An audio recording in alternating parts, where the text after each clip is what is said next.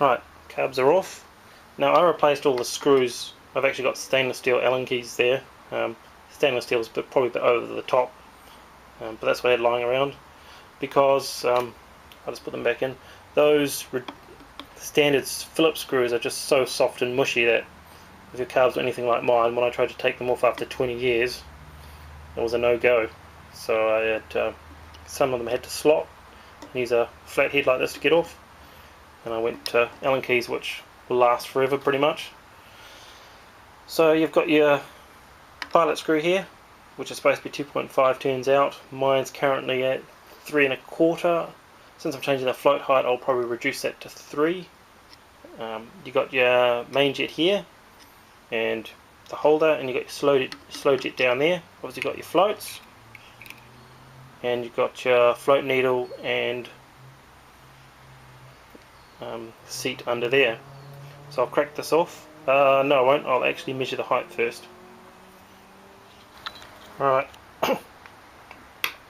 this is the new seat and float. Now this has got a little spring in it right at the very end. Now according to the manual, you're supposed to set the float height without compressing that little needle in. I doubt you'll be able to see that. Get all out of focus.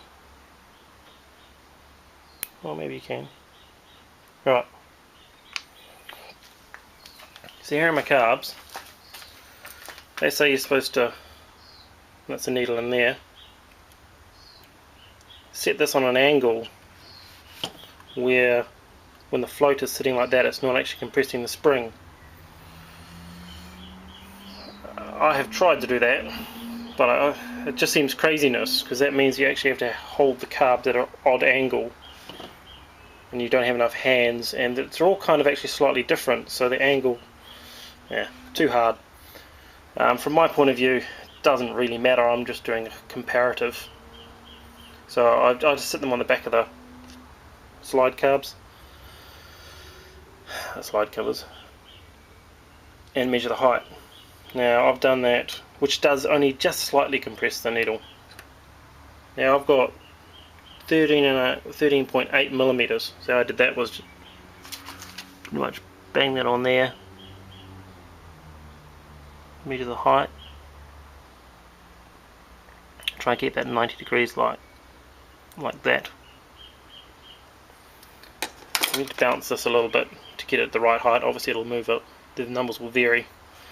Interesting thing is that I took another ZXR's carbs off, and they averaged across all of them was between 11.5 and 12 millimeters, and I've got 13.8, which I believe is my fundamental problem. So I'm going to change the float seats and valves now. Obviously you need to take this screw off, and under there is another screw which is there, and then you can pull them out. Now, like I've mentioned before, these carbs were well and truly stuck together, so one of them I had to cut that with a little Dremel, with a little cut-off blade, so I could fit a flathead screwdriver and undo it. It's no problem. Clean them up properly. Alright, so pulled the float off, don't lose the pin. Got the new needle, old needle, new seat, old seat. Now it's quite interesting that the length of the little spring pin there is much longer than on the old one. And obviously this has the filter on it, which needs to be transferred to the new one. Now this is quite important, because when people are looking for fuel issues, I don't know if I've ever come across anyone that actually checks to see if that filter is blocked or not. So it's not just the jets, so that this filter can be obviously covered in a whole lot of mush. There's no inline filter in the fueling system on the bike. Your only filter is in the tank and here. So definitely keep an eye on that. I haven't tried to take that off, so I'm not sure how hard that's actually going to be. Well, I guess we're going to find out. One thing I'd mention before we go on, looking at these are the old ones. Looking at them, they actually are perfect. Normally they need to be replaced when there's like a neck out of this. Now these don't have that at all, which is why I didn't replace them before. But I'm glad I have, because these definitely won't be the original needles that are in the bike. The bike's done too much mileage, I would think. So I was concerned that maybe the seats had actually worn, but now, from what I can tell, maybe it was just the fact that the spring inside here is sagged, because while these won't be the original, they could have been sitting in the bike for 10 years doing nothing. Which is why I'm going to turn the carb over and measure the CV spring to see if that sagged as well.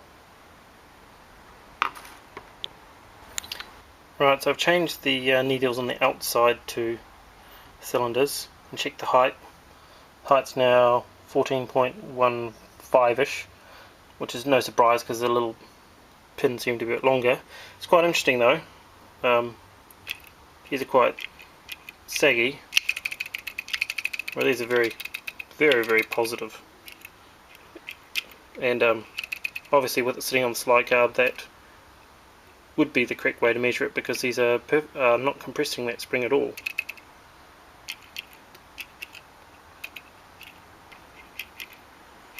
So I need to adjust the float level. Right, so I'm going to set the float height, and it gets a little bit complicated because the float height is actually, the carbs as they are now, when you set the carbs, they're actually upside down.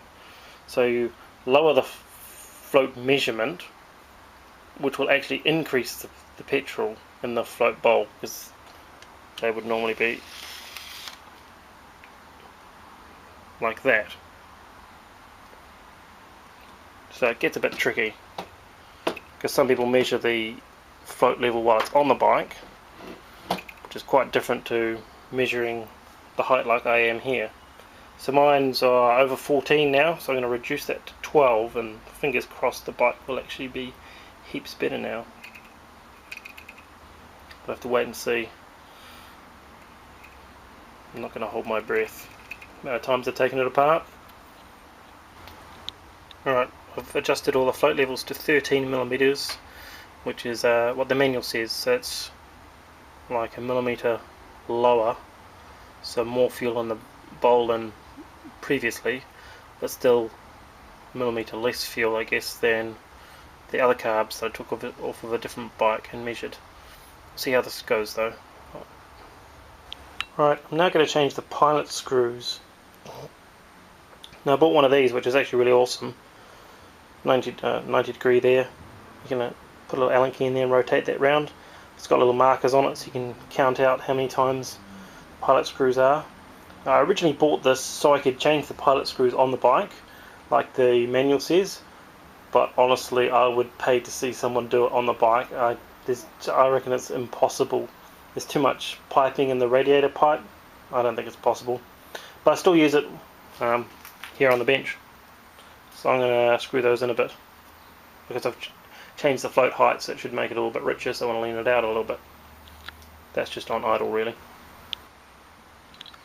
So I've taken the slide cover off. Here's your spring and holder.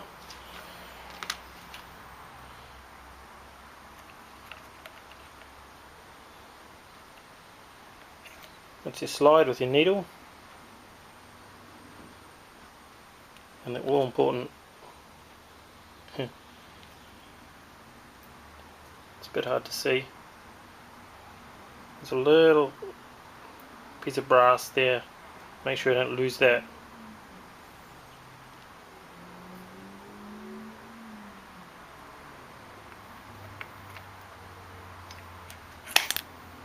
But I am here to measure the length of that spring to see if it's sagged.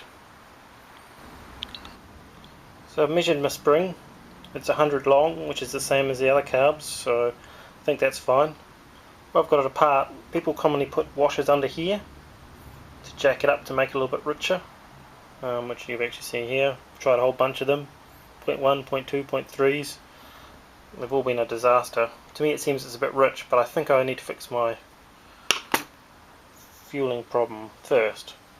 While we're here, there is the slide mod as well, which I haven't done, which basically you drill another hole here, or make that one bigger, which will allow the slide to move up and down, well, up more quickly. I calculate about a 1.5mm one would be the go. I haven't tried it because I think it would make my current issues worse, and obviously once you do it it's very hard to go back. Theoretically could fill it, which is why I like the idea of drilling an additional hole rather than drilling an existing one out. The needle goes through there, but the other way around, goes that way around. So if we drill it out, that'll enable that to open more quickly, which means we should be able to apply the horsepower we have more quickly, or you could say you get better throttle response. The possible negative downside is you may actually make it too lean, but it's pretty common in the DynoJet mods, and the ZXR400 recommends that you drill that hole out. I'm pretty keen to try it, but a little bit hesitant at the same time. But obviously I need to fix my existing fuel issue first, because drilling that out would make it much worse. Just going to put it all back together again now. Alright, so I've put the covers back on and everything in. Now it's important before you do this up properly is to check to see if the slide still works. It should be easy and not get stuck. It's pretty common when you put the spring and stuff back in that you haven't put it in correctly and it gets stuck. If that happens, don't push it, take it apart, just reassemble it. It's just how the spring sort of catches on the stuff on the inside.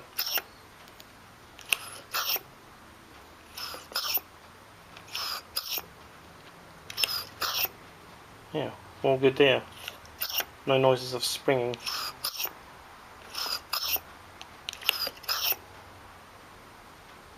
So that's pretty much it. I'm just going to put the bike back together again. I hope it actually runs better than it did before. Right, so it's back together again, mostly. I'll go for a ride before I put the other bits on just to make sure it still goes. Still a bit cold.